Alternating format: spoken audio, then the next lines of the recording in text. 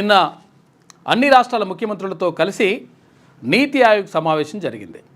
గతంలో ఈ నీతి ఆయోగ్ సమావేశానికి ఎప్పుడు కూడా కేసీఆర్ డుమ్మగొట్టేటోడు.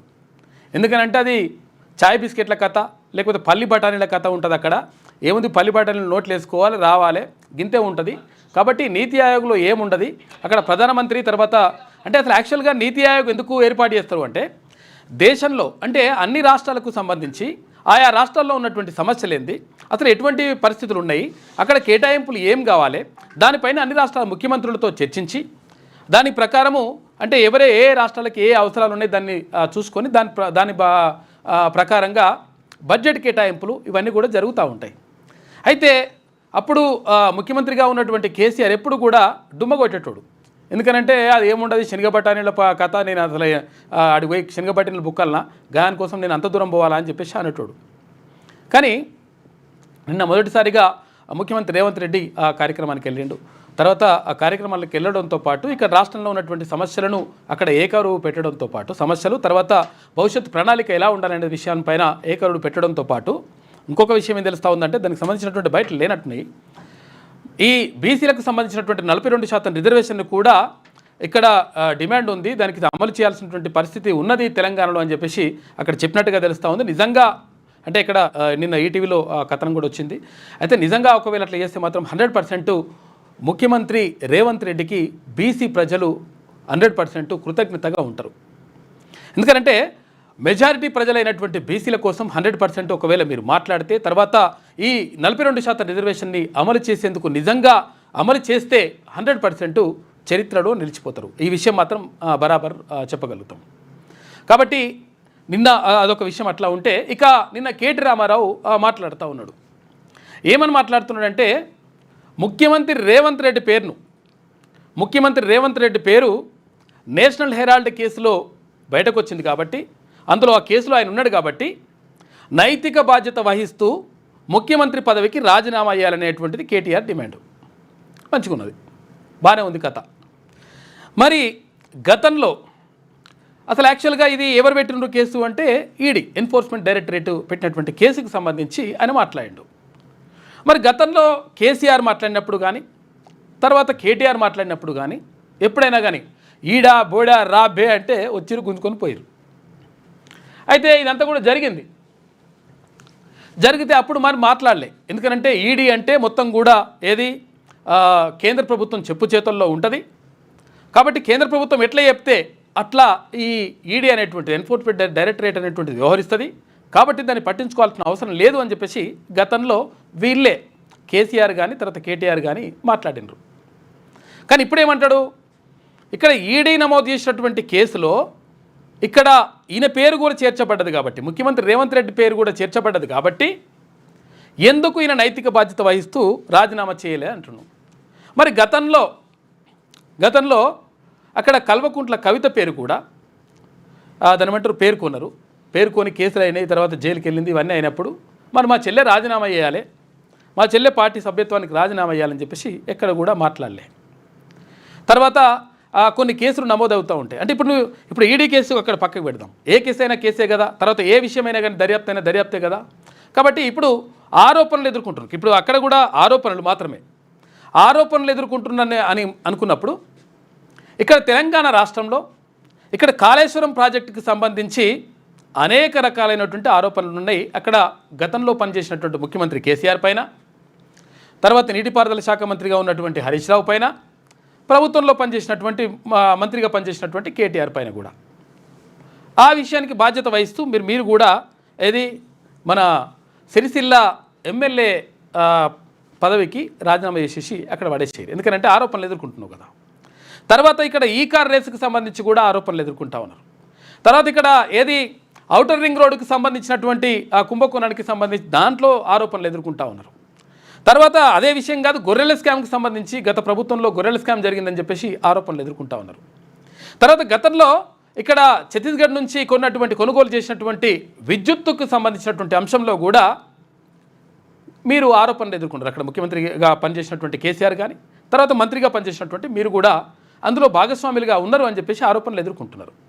మరి మీరెందుకు బాధ్యత వహిస్తూ ఆ ఆరోపణలు ఎదుర్కొంటున్నటువంటి నేపథ్యంలో అవి నిరూపించేదాకా నేను మంచోన్ని లేకపోతే ఇట్లా కడిగిన ముత్యాన్ని అని చెప్పేదాకా మీరు కూడా ఎందుకు రాజీనామా చేయకూడదు? ఈ ప్రశ్న ప్రజలు అడుగుతూ ఉన్నారు. దానికి సమాధానం చెప్పాల్సినటువంటి బాధ్యత కేటీఆర్కి ఉంటుంది. అసలు యాక్చువల్గా ఈ విషయం ఎందుకు తీసుకొచ్చేసిండు? ఈ విషయాన్ని పెద్దగా చేసి చూపించేటువంటి ప్రయత్నం ఎందుకు చేస్తూ ఉన్నాడు? ముఖ్యమంత్రి రేవంత్ రెడ్డి పేరు అందులో ఉంది అని చెప్పేసి ఎందుకు ప్రయత్నం చేస్తూ ఉన్నాడు అంటే, అక్కడ కల్వకుంట్ల కవిత చేసినటువంటి వ్యాఖ్యలు ఏమన్నదామే, మా నాయన దేవుడు పక్కకన్నీ కూడా దయ్యాలున్నాయి అని చెప్పింది. ఆ దయ్యాలు ఎవరు అని చెప్పేసి అక్కడ ఉన్నటువంటి విలేకరులు ప్రశ్నలు అడిగినారు. ఆ దయ్యాలు ఎవరో చెప్పండి అంటే ఆ విషయాన్ని ఎక్కడ కూడా చెప్పకుండా ఆ మాట దాటేస్తూ మిగతా విషయాలన్నీ మాట్లాడిండు. తర్వాత మా దగ్గర కోవట్లు, మా పార్టీలో కోవట్లు ఉన్నటువంటి మాట ఒకవేళ వాస్తవం అయితే బయటకు వస్తారు, అక్కడ రేవంత్ రెడ్డికి ఆ సంబంధాలు ఉంటే ఇట్లా అన్నీ బయటకు వస్తారు అనేటువంటి మాట మాట్లాడిండు. కానీ ఎక్కడ కూడా ఆ దయ్యం ఎవరో చెప్పేటువంటి ప్రయత్నం చేయలేదు కేటీ రామారావు. అంటే ఒక విషయాన్ని అంటే వాళ్ళకు వస్తున్నటువంటి ప్రశ్నలని, వాళ్ళకు వస్తున్నటువంటి ఎదురవుతున్నటువంటి ఆ ఎదురుదాడుల్ని ఎదుర్కోలేని పరిస్థితిలో ఉన్నప్పుడు డైవర్షన్ పాలిటిక్స్కి తెరసిస్తారు వీళ్ళు. కల్వకుంట్ల ఫ్యామిలీకి అట్లా వెన్నతో పెట్టిన విద్య చాలా ఈజీగా డైవర్ట్ చేయగలుగుతారు వాళ్ళు. ఎందుకంటే ఈ అంశాన్ని అసలు యాక్చువల్గా కేసీఆర్ పక్కకు ఉన్నటువంటి వాళ్ళు ఎవరు, ఏ దయ్యాలు ఉన్నాయి, తర్వాత ఎవరు వాళ్ళు తప్పుతో పట్టించిండ్రు, ఎందుకు నిజంగా అక్కడ ఆమె చేసినటువంటి ఆరోపణలకు సంబంధించి ఎందుకు ఇట్లా జరిగింది అని చెప్పి సమాధానం చెప్పలేక ఆ విషయాన్ని చాలామంది విలేకరులు కూడా అడిగినరు. ఏమైంది అసలు యాక్చువల్గా ఆ దయ్యాలు ఎవరు చెప్పండి అని చెప్పేసి అంటే ఎవరి దగ్గరనైనా ఉంటే ఇట్లా అని చెప్పేసి ఇట్లా జరుగుతూ ఉన్నటువంటి పరిస్థితి.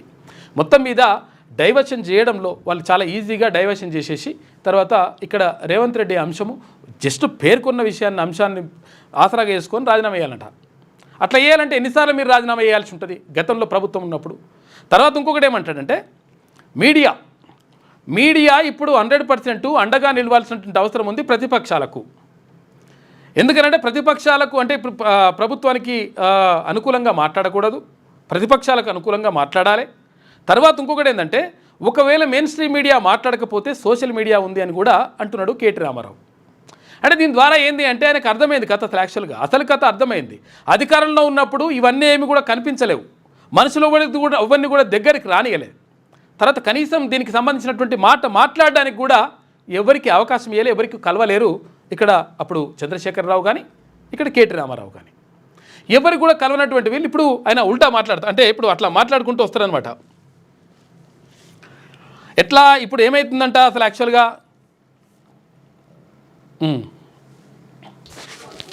ఒకసారి చూద్దాం. రేవంత్ రెడ్డి కోవట్లు ఉంటే ఉండొచ్చు, ఏముంది అందులో. Coverts will expose themselves coverts will expose themselves in due course of time. ఎందుకు ఉండొచ్చు అని అన్నాడు కదా. ఎంత బాగా కవర్ చేసుకుంటూ వస్తున్నారంటే రేవంత్ రెడ్డి గారిని చాలా ఆశ్చర్యంగా ఉంది. ఇట్లా కూడా చేయొచ్చా అని. అంటే ఇంత పెద్ద కేసులో ఇంత పెద్ద మ్యాటర్ వస్తే ఒక ముఖ్యమంత్రి పేరు వస్తే ఇదే కేసీఆర్ గారి పేరు ఉంటే రాకపోదురా? ఇదే కేసీఆర్ గారి పేరుంటే కోతికి కొబ్బరి చిప్ప దొరికినట్టు కొంతమంది సంబరాలు చేసుకుంటూ పేపర్ల నిండా తాటికాయంత అక్షరాలతో రాసేటోళ్ళు ఇలా రేవంత్ రెడ్డి గారికి కవరింగ్ ఇచ్చేందుకు చాలా కష్టపడి కాపాడుతున్నారు. వారందరికీ నేను చేసే విజ్ఞప్తి ఒకటే, మీరు ఎన్ని చేసినా ఎంత గింజుకున్నా, ఈ మీడియా సంస్థలు ఎంత తాపత్రయపడ్డా, ఆయన మీకు ఎంత అడ్వర్టైజ్మెంట్లు ఇచ్చినా, ఎన్ని రకాలుగా మిమ్మల్ని ఫోన్ చేసి బెదిరించినా ప్రజలకు విషయం అర్థమైపోయింది. ఈయన ఒక లొట్టపీస్ ముఖ్యమంత్రి. ఇప్పుడు ఎంత బెదిరించినా అట్లా అంటున్నారు. బెదిరించింది కేసీఆర్ అప్పుడు ఏది అక్కడ టీవీ9 పైన కానీ లేకపోతే అక్కడ ఆంధ్రజ్యోతి ఏబిఎన్ ఆంధ్రజ్యోతిని కానీ వీళ్ళన్నింటినీ కూడా అదుపులోకి తీసుకోవడానికి వాళ్ళపైన బ్యానే విధించిండు అధికారం ఉందని చెప్పేసి. ఇప్పుడేమో మీరు ఏం చేసినా కానీ బెదిరించినా కానీ చెప్పేసి మళ్ళీ ఇప్పుడు ఇట్లా మాట్లాడుతున్నారు. చూడంటే మనుషులు అధికారంలో ఉన్నప్పుడు ఎట్లా మాట్లాడతారు, తర్వాత అధికారం దిగిపోయిన తర్వాత పరిస్థితి దారుణంగా ఉన్న పరిస్థితుల్లో ఎట్లా మాట్లాడతారు అనే దానికి చిన్న ఉదాహరణ ఇదే. కాదు అని అర్థమైంది. కాబట్టి మీరు కూడా దయచేసి నిష్పక్షపాతంగా వార్తలు ప్రజలకు చెప్పండి. లేకపోతే సోషల్ మీడియా ఉంది, మీరు చెప్పినా చెప్పకపోయినా సోషల్ మీడియా ద్వారా ప్రజలకు అన్ని తెలుస్తాయి. తెలియదు సోషల్ మీడియా ద్వారా తెలుస్తుందని ఇప్పుడు తెలిసిందన్నట్టు ఆయనకు. ఎందుకంటే సోషల్ మీడియా ఏం చేయలేదు, మమ్మల్ని ఏం చేయలేదు, మేము అధికారంలో ఉన్నాం ఇట్లా అని చెప్పేసి మాట్లాడిన వాళ్ళే ఇప్పుడు ఇట్లుంటుంది అన్నట్లు. మేము పిల్లి కదా కళ్ళు మూసుకొని పాలు తాగితే తెలియదు అనుకుంటుంది అన్నట్టు మేము రాయకపోతే వార్తనే కాదు, మేము రాయకపోతే మేము నొక్కేస్తే ఎవరైనా కూడా వాస్తవాలు చెప్తున్నాం. మీకు అబద్ధం అనిపిస్తే నేనేం చేయాలి? కానీ చాలా మంది రాస్తలేరు. మరి ఏం చేయాలి? మరి మా బాధ మేము చెప్పుకోవాలి కదా, ప్రజలకన్నా చెప్పుకోవాలి కదా. కాబట్టి మీరు అట్లా అనుకొని మీ భ్రమల్లో ఉన్నంత మాత్రాన మీరు చేయగలిగేది ఏం లేదని కూడా చెప్తూ సహకరించే మిత్రులకు థ్యాంక్ యూ.